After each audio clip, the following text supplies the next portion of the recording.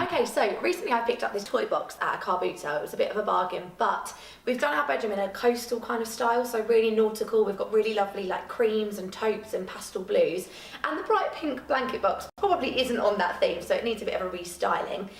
So on the top, what I've gone for is this driftwood style DC Fix, which has got a really lovely, it's kind of like lollipop sticks pattern going through it with all those colours that will fit in really nicely with the theme of the bedroom.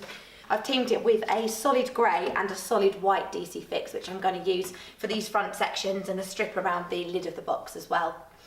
Then in terms of equipment, the bits and pieces that we need to do this one, you've got your pencil and tape measure just so you can measure out exactly the sizes that you need, the screwdriver and a new handle so I can just refresh this pink one with a white one that will go more in keeping with the style of the new box. And then you've got your DC Fix application kit, which comes with a scalpel and a smoother. So again, that just helps to give it a really nice finish, gets rid of any creases and bubbles and stuff. And some scissors so I can trim the paper. And finally, I've got a metal ruler, which I find just helps to weigh down the roll when you're cutting it out, otherwise it springs back, a bit like wrapping paper, you know, when it ends up everywhere. So I'm going to start by measuring out the top of the box, and then I'm just going to allow a couple of extra centimetres on both sides for an overhang, and then I can trim it off to get a really nice clean finish on it.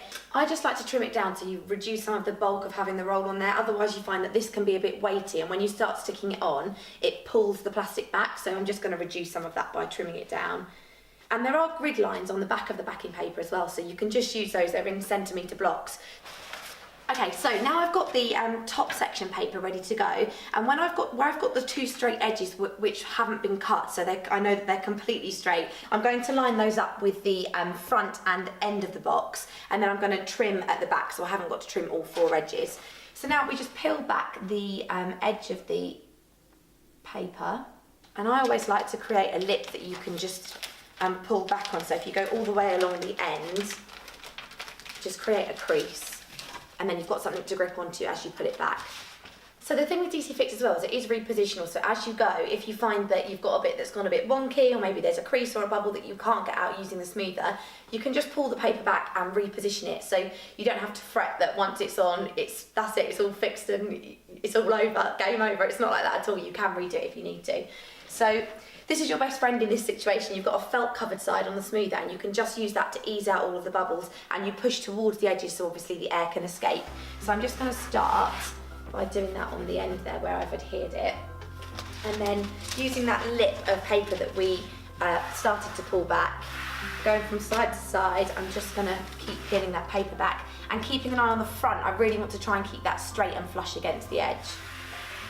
What you do find as well is sometimes you get a sneaky bubble that you can't see from one angle, so if you do just come down to eye level or just jump around the other side and have a look, sometimes you can spot a crease or a bubble that maybe you hadn't seen to start with, so it's just worth double checking.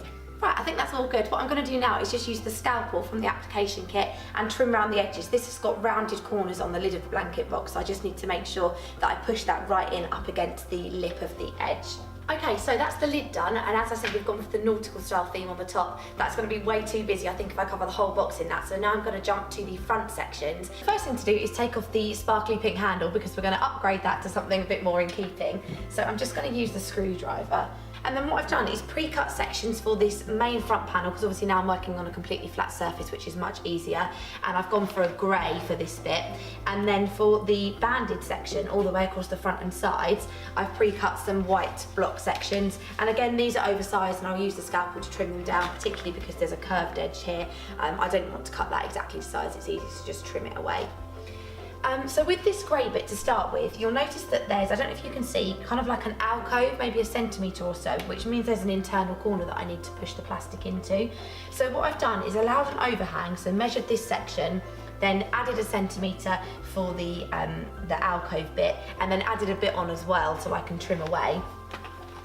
And then also, I've just cut, if you can see here, a corner, like a little square out of this section, which allows me to push it in and get it right into the groove of this little bit here. Again, this is when you can use your smoother, but it's got a bit of a different purpose this time. You're going to use the felt covered side again, but you can use it to create a fold in the paper so you can see exactly where it fits, and it just helps it to sit in the right place.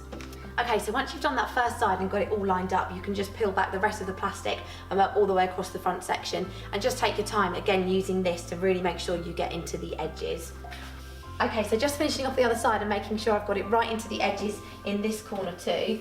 And now what I'm going to do is work on these banded sections on either side, and I've pre-cut those in the white. But first of all, what's probably best is if I do just trim away the excess that I've got on the top and the side, because then I've got a clear surface to work with on the front of the box. So now what I'm going to do is use the pre-cut white section to cover this band here and just line up the straight edges and trim away the excess on the curve. And I've already done the same on the other side, so I'm going to move now onto the band across the front. So again, I've pre-cut that in a white, and it's just a rectangular strip. So just sticking on the edges and using the straight edge on the top of the box, and then I'm going to pull back the backing paper and just ease that towards me. Great, so what I'm going to do now is also cut another strip to go around the lip of the lid. So this is just going to be one long thin strip, exactly the same process as I've done with those front ones. So I'll show you that when it's all done in a second. Great, so the final thing to do is to put the new handle back on. So I just need to find, if I open the lid, where that hole is and pop the new handle in. I'm going to push it through from the back just so I can see where it needs to come out the other side. And you can even use your scalpel just to create a tiny little notch so it can push through more easily.